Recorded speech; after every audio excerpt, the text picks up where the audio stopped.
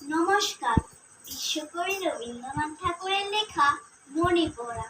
মাকে আমার পড়ে না মনে, শুধু যখন খেলতে গিয়ে হঠাৎ অকারণে একটা কিশোর গুনগুনিয়ে কানে আমার বাজে। মায়ের কথা মিলায় যেন আমার খেলার মাঝে। মা বুঝি গান গাইতো আমার দোলনা ঠেলে ঠেলে। মা গিয়েছে যেতে যেতে গানটি গেছে ফেলে। মাকে আমার পড়ে না মনে, শুধু যখন আশ্বিনেতে ভোরে শিউলি বনে শিশির ভেজা হাওয়া বেয়ে ফুলের গন্ধ আসে, তখন কেন মায়ের কথা আমার মনে ভাসে।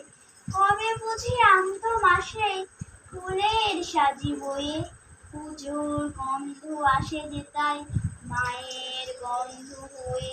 মাকে আমার পড়ে না মনে, শুধু যখন বসে গিয়ে শোবার ঘরের কোণে জানলা দিয়ে তাকাই দূরে নীল আকাশের দিকে।